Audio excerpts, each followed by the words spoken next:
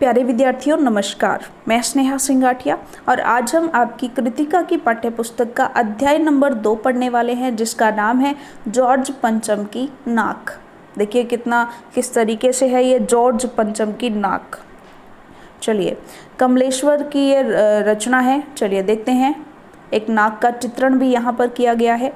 चलिए, यह बात उस समय की है जब इंग्लैंड की रानी एलिजाबेथ द्वितीय में अपने पति के हिंदुस्तान पधारने वाली थी। अपने पति के साथ होगा। चलिए, अखबारों में उनकी चर्चा हो रही थी। रोज लंदन के अखबारों से खबरें आ रही थी कि शाही दौरे के लिए कैसी कैसी तैयारियां हो रही हैं। रानी एलिजाबेथ का दर्जी परेशान था कि हिंदुस्तान, पाकिस्तान और नेपाल के दौरे पर रानी कब क्या पहनेगी। उनका सेक्रेटरी और शायद जासूस भी उनके पहले ही इस महाद्वीप का तूफानी दौरा करने वाला था। आखिर कोई मजाक तो था नहीं। जमाना चूंकि नया था, फौज फाटे के साथ निकलने के दिन बीत चुके थे, इसलिए फोटोग्राफर की फौज तैयार हो रही थी। इंग्लैंड के अखबारों की कतरने हिंदुस्तानी अखबारों से दूसरे दिन चिपकी नज़र आती थी कि रानी ने एक ऐसा हल्के नीले रंग का सूट बनवाया है जिसका रेशमी कपड़ा हिंदुस्तान से मंगाया गया है कि करीब 400 पाउंड खर्चा उस सूट पर आया है। रानी एलिजाबेथ की जन्म पत्री भी छपी, प्रिंस फिलिप के कारनामे छपे और तो और उनके नौकरों, बावर्चियों, खानसामों, अंगरक्षकों की पूरी जीवनियाँ देखने में आई। शाही महल में रहने और पलने वाले कुत्तों तक की तस्वीरें अखबारों में छप गई। बड़ी धूम मची थी, बड़ा शोर शराबा था। शंख इंग्लैंड में बज रहा था, गूंज हिंदुस्तान में आ रही थी। इन खबरों से हिंदुस्तान में सनसनी फैल रही थी।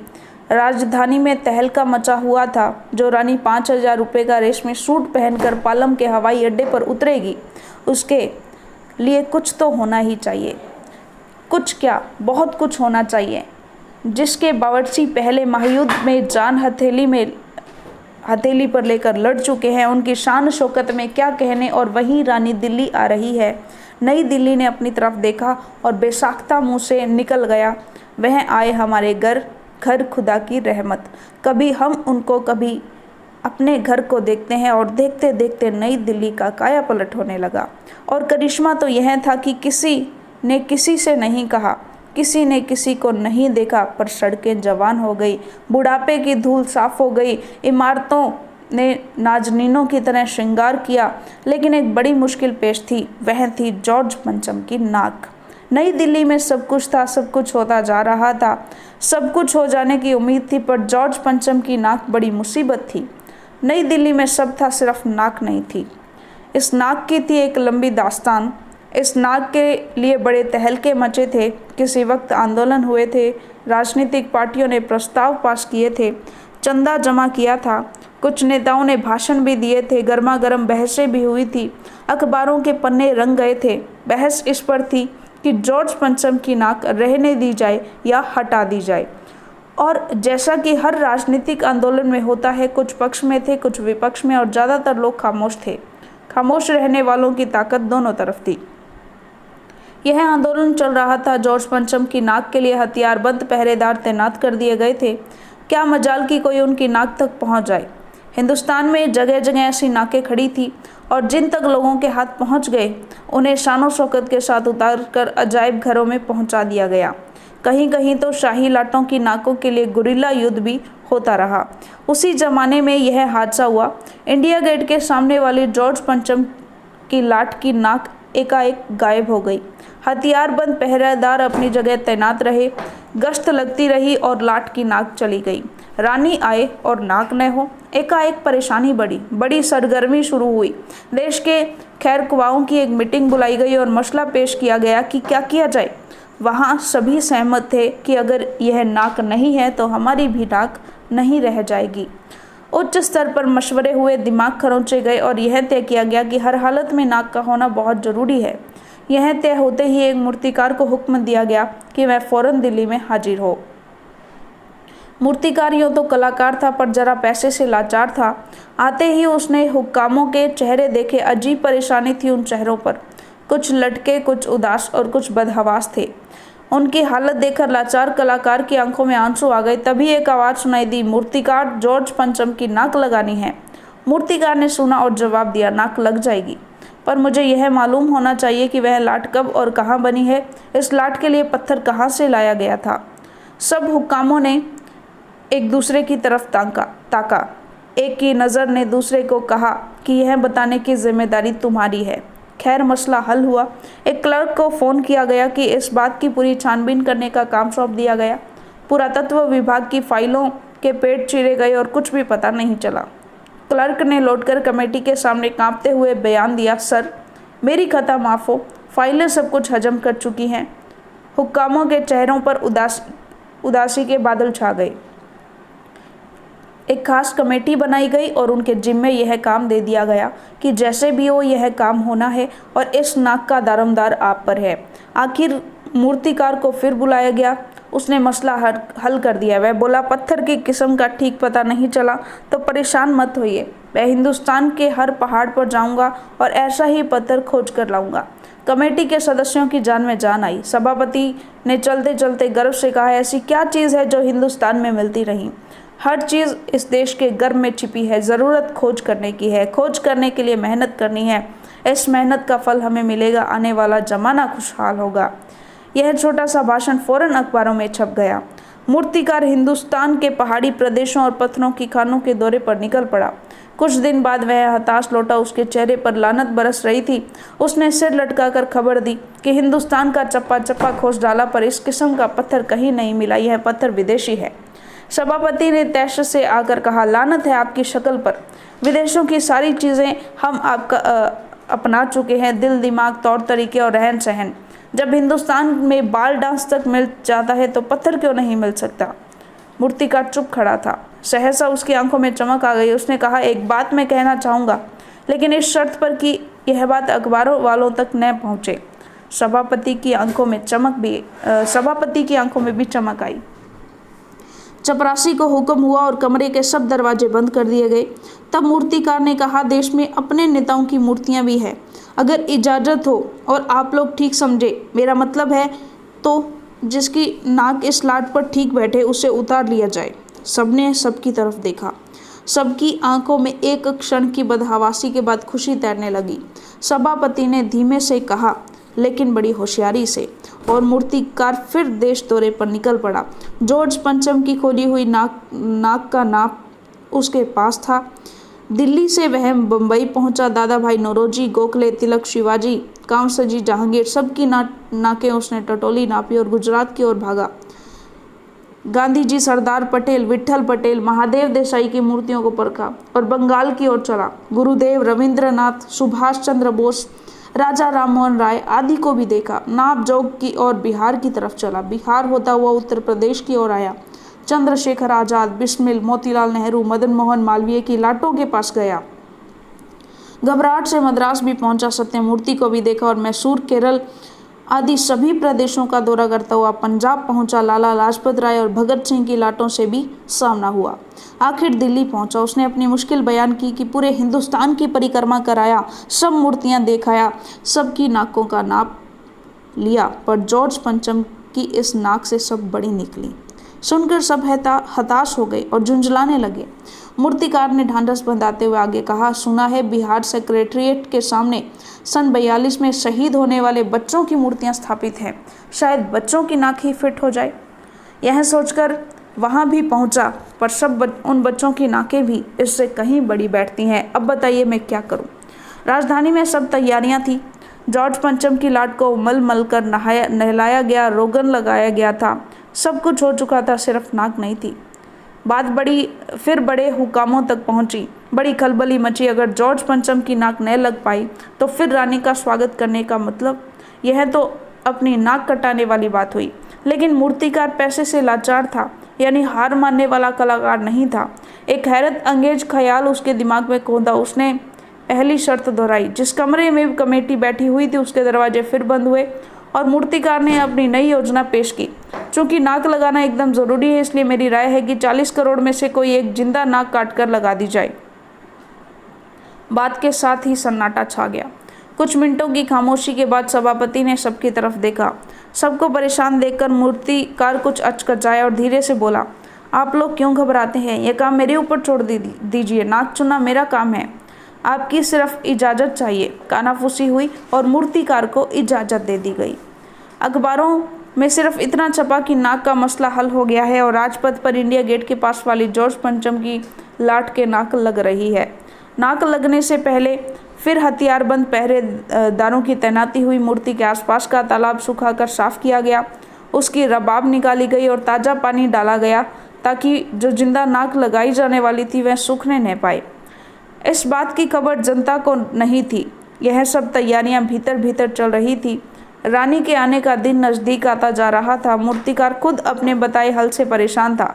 जिंदा नाक लाने के लिए उसने कमेटी वालों से कुछ और मदद मांगी, वह उसे दे दी गई, लेकिन इस हिदायत के साथ कि एक खास दिन हर हालत में नाक लग जानी चाहिए। और वह दिन आया। जॉर्ज पंचम के नाक लग गई।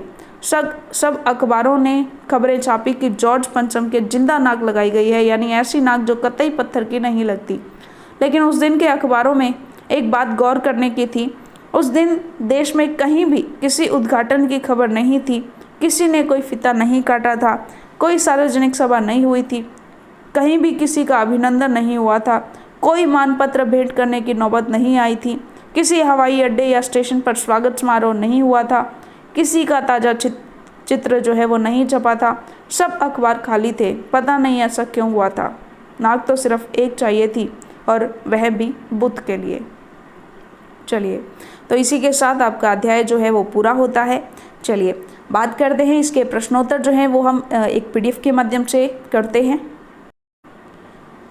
चलिए प्रश्नोत्तर कर लेते हैं। पहला प्रश्न है, सरकारी तंत्र में जॉर्ज पंचम की नाक लगाने को लेकर जो चिंता या बदहवासी दिखाई देती है वह उनकी किस मानसिकता को दर्शाती है? तो देखिएगा, सरकारी तंत्र में जॉर्ज पंचम की नाक लगाने को लेकर जो चिंता या बदहवासी दिखाई देती है वह उनकी गुलाम और औपनिवेशिक मानसिकता को प्रकट करती है। सरकारी लोग उस जॉर्ज पंचम के नाम से चिंतित है जिसने न जाने कितने ही कहर ढहाए। उसके अत्याचारों को याद न करके उसके सम्मान में जुट जाते हैं। सरकारी तंत्र अपनी अयोग्यता, अदूरदर्शिता, मूर्खता और चाटुकारिता को दर्शाता है, अर्थात वे अभी भी अप्रत्यक्ष गुलामी की भावना से स्वयं को मुक्त नहीं करा पाए हैं। अगला प्रश्न देखिए, रानी एलिजाबेथ के दर्जी की परेशानी का क्या कारण था? उसकी परेशानी को आप किस तरह तर्कसंगत ठहराएंगे? तो देखिएगा, रानी का दर्जी रानी के लिए नई पोशाकों को बनाने के लिए परेशान था। रानी एलिजाबेथ के दर्जी को भारत, पाकिस्तान और नेपाल के पहनावे, ओढ़ावे या मौसम की कोई जानकारी नहीं थी। दर्जी यह सोचकर परेशान हो रहा था कि भारत, पाकिस्तान और नेपाल यात्रा के समय रानी किस अवसर पर क्या पहनेगी। रानी की पोशाक उनके व्यक्तित्व से मेल खानी आवश्यक थी। रंग चयन में खासी सावधानी बरतना आवश्यक था। रानी इस यात्रा पर अपने देश का प्रतिनिधित्व कर रही थी, अर्थात उनके कपड़ों का उनकी मर्यादा के अनुकूल होना जरूरी था। रानी की वेशभूषा तैयार करने में यदि उससे कोई चूक हो जाती तो उसे रानी के क्रोध का सामना करना पड़ सकता था। अगला प्रश्न देखिए, और देखते ही देखते नई दिल्ली का कायापलट होने लगा। तो नई दिल्ली के कायापलट के लिए क्या क्या प्रयत्न किए गए होंगे? तो देखिएगा, पूरे दिल्ली शहर में साफ सफाई के लिए विशेष योजनाएं तैयार की गई होंगी। इमारतों पर जमी धूल मिट्टी सफाई और रंग रोगन करके उन्हें सजाया संवारा गया होगा। रानी के आवागमन के रास्तों पर प्रकाश की व्यवस्था और सजावट की गई होगी। सड़कों के नाम की पट्टी लगाकर रेलिंग और क्रॉसिंग को रंगीन किया होगा और टूटी सड़कों की मरम्मत की गई होगी। स्थान स्थान पर फौजी टुकड़ियां तैनात की गई होंगी। जगह जगह स्वागत द्वार बनाया गया होगा। मार्ग पर दोनों देश के ध्वज लहराए गए होंगे। राजपथ के दोनों ओर फूल पौधे लगाए गए होंगे। अगला प्रश्न देखिए, आज की पत्रकारिता में चर्चित हस्तियों के पहनावे और खानपान संबंधी आदतों आदि के वर्णन का दौर चल पड़ा है। इस प्रकार की पत्रकारिता के बारे में आपका क्या विचार है? देखिए, आज की पत्रकारिता में चर्चित हस्तियों के पहनावे और खानपान संबंधी आदतों आदि के वर्णन का दौर चल पड़ा है, वह अनावश्यक है। इस तरह की पत्रकारिता राष्ट्रहित के अनुकूल नहीं है, क्योंकि यह सस्ती पत्रकारिता युवा पीढ़ी को भ्रमित कर रही है। पत्रकारिता लोकतंत्र का वह मुख्य स्तंभ है जो समाज के अधिकारों के प्रहरी के रूप में समाज और राष्ट्र दोनों के विकास में महत्वपूर्ण भूमिका अदा करता है। इसका सशक्त होना आवश्यक है। आज की पत्रकारिता में चर्चित हस्तियों के पहनावे और खान पान संबंधी आदतों आदि के वर्णन का दौर चल पड़ा है। इस तरह की पत्रकारिता आम जनता विशेषकर युवा पीढ़ी पर क्या प्रभाव डालती है? तो देखिए, सिंपल सी बात है, इस प्रकार की पत्रकारिता पाठकों को दिग्भ्रमित करती है और विशेषकर युवा पीढ़ी पर नकारात्मक प्रभाव डालती है। इस तरह की पत्रकारिता नौजवान पीढ़ी को नकल करने की ही शिक्षा दे रही है। युवा पीढ़ी उसे फैशन के रूप में अपनाकर अपने सामाजिक व्यवहार और लक्ष्य को भूल व्यर्थ की सजावट में समय और धन खर्च करने लगता है। राष्ट्र को यही सही दिशा देने के लिए यह आवश्यक है कि पत्रकारिता का प्रत्येक विषय समस्त नागरिकों के हित में हो, न कि लोगों को पथभ्रष्ट करने के लिए हो। अगला प्रश्न देखिएगा, जॉर्ज पंचम की लाट की नाक को पुनः लगाने के लिए मूर्तिकार ने क्या क्या यत्न किए। तो देखिए, पहला यत्न मूर्ति के पत्थर के प्रकार आदि का पता न चलने पर व्यक्तिगत रूप से नाक लगाने की जिम्मेदारी लेते हुए देश भर के पहाड़ों और पत्थरों की खानों का तूफानी दौरा किया। उसने देश में लगे हर छोटे बड़े नेताओं की मूर्ति की नाक से पंचम की नाक का जो है लाट की नाक का मुकाम जो मिलान लिया, ताकि उस मूर्ति से नाक निकालकर पंचम की लाट पर नाक लगाई जा सके। परंतु दुर्भाग्य से सभी की नाक जॉर्ज पंचम की नाक से बड़ी निकली। शहीद हुए बहादुर बच्चों की नाकें भी नापी गई, वो भी उससे बड़ी निकली। आखिर जब उसे नाक नहीं मिली तो हताश होकर मूर्तिकार की सलाह पर चिंतित एवं आतंकित हुक्मरानों ने जिंदा इंसान की नाक लगाने का परामर्श दिया और प्रयत्न भी किया। अगला प्रश्न देखिए, प्रस्तुत कहानी में जगह जगह कुछ ऐसे कथन आए हैं जो मौजूदा व्यवस्था पर करारी चोट करते हैं। उदाहरण के लिए, फाइलें सब कुछ हजम कर चुकी है। सब हुकामों ने एक दूसरे की तरफ ताका। पाठ में आए ऐसे अन्य कथन भी छांटिए। तो देखिएगा, कुछ कथन छांट कर लिखे हैं हमने कि शंख इंग्लैंड में बज रहा था, गूंज हिंदुस्तान में आ रही थी। गश्त लगती रही और लाट की नाक चली गई। सड़कें जवान हो गई, बुढ़ापे की धूल साफ हो गई। रानी आए और नाक न हो तो हमारी भी नाक नहीं रह जाएगी।